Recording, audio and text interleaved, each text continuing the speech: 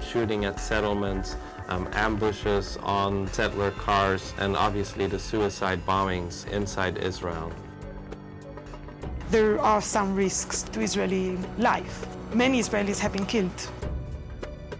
When there was this horrible suicide bombing at the pizza place in Jerusalem, I went to visit some of the kids who survived that blast in the hospital. It was horrible. It was horrible to see what happened to these children. You see the blood, you see the agony of the family. This is what the world sees. But one cannot take it out of the general context. And the context is of an Israeli occupation which is, it seems not to be so brutal, but it's very brutal. It really makes people's lives unbearable.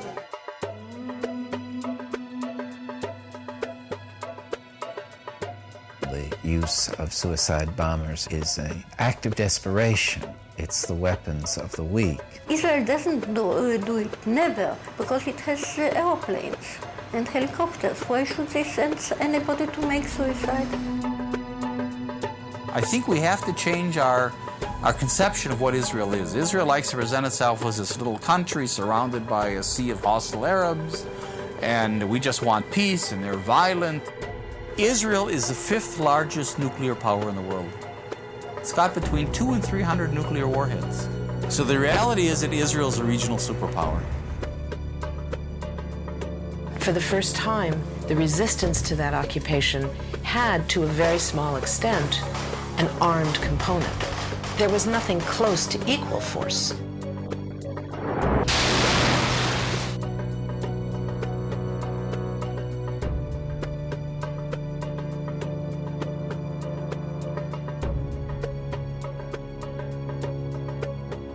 At every stage, they had used grossly excessive force against a completely defenseless civilian population. The victims have been overwhelmingly Palestinian civilians, not armed groups or armed individuals.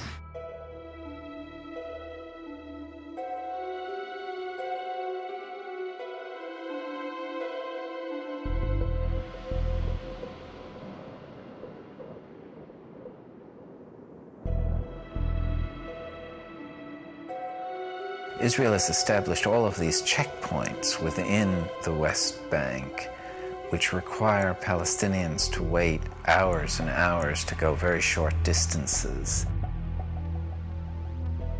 Just the freedom of movement, it's something that Palestinians are denied on a daily basis. The access to Jerusalem, the access to health care, the access to hospitals, clinics, and schools.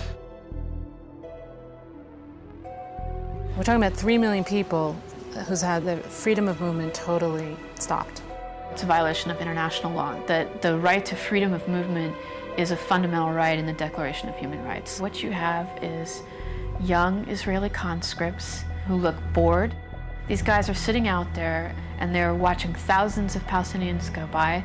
They have carte blanche to pull anyone over and harass them for whatever reason. They can detain them for hours, and it's a dangerous situation. The main population that are being affected by Israeli policies is the civilian population. Those population who is not being involved in any attacks against Israelis, civilians or the army. During this time of closure, unfortunately, there have been lots of bombings, lots of attacks. The closure is not meant to deter suicide bombers. It's meant to punish and put pressure on 3 million civilians.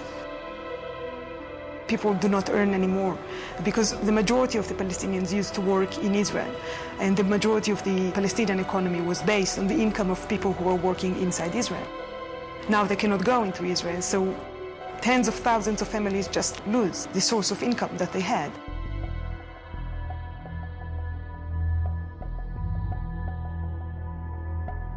The education system is also affected by that. The student cannot go to the university. Birzeit University was subject to army closures for something like 18 times. The longest closure was during the first Intifada. For 5 years, we could not set foot on campus. During this period, we organized what the Israeli army called cells of illegal education. We were teaching in apartments, in rented flats, in churches, in mosques, in gardens, in cars, and we kept our infrastructure. Even this attempt to minimize the damage and to keep the university going, they attempted to crush it. I went to college in the States and I found it very differently. Your biggest worry about in the States is if I'm going to pass my class, or oh, I hope I have a lot of friends. Over here it's totally different. You have to worry, oh my God, would I be able to get to school? Is there going to be a checkpoint? Is there going to be a demonstration? Am I going to get shot at? Is there going to be tear gas? So it's completely different. Here it's just you don't know if you're gonna live or you're gonna die, you know? You're going to school as if you're going to fight a war. You don't find a tank in the middle of the road on your way to college. And just the other day, there were 2 tanks and an army jeep, and they're standing there checking your passport and, your student visa and all this stuff. And it's just we want to get to school. We want an education. We're humans, and we have a right to our education. In places like the United States, people cannot understand what's going on because simply the experience is beyond their frame of reference. I can't study at night because my bedroom light is going to be open and it's across the street from a settlement. They shot at me. I was reading my biology book. I was studying for my midterm, and my mom and dad are like, "No, get out of the room," because they started shooting. I was like, "No, Mom, I want to get an A in the class. Let me study." So I'm sitting there, and all of a sudden you hear something on my bedroom window. I was just like, okay, maybe I should go downstairs. I couldn't study for my test. It's I tell my American friends, I was like, do you understand what I'm going through? The amazing thing is not that you have cases of suicidal students. The amazing thing is the bulk of them, they try to carry on in the middle of this mess as if life is normal, as if they want to celebrate their graduation and they want to build their life and they want to carry on. That's the other part of the coin. The root problem here is occupation. Everything else emanates from there.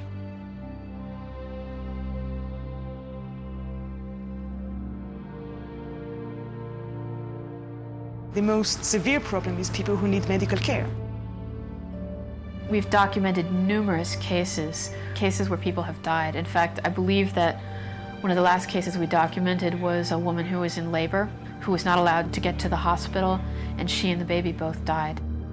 If people like that, if people who are really sick and really need to go to hospitals cannot do that, so I think you can imagine what happened to regular people that just want to go to work, just want to go to do some shopping, or even just visit friends. It's like living in a prison, a gigantic prison. Haaretz, the intellectual newspaper in Israel, ran a whole, a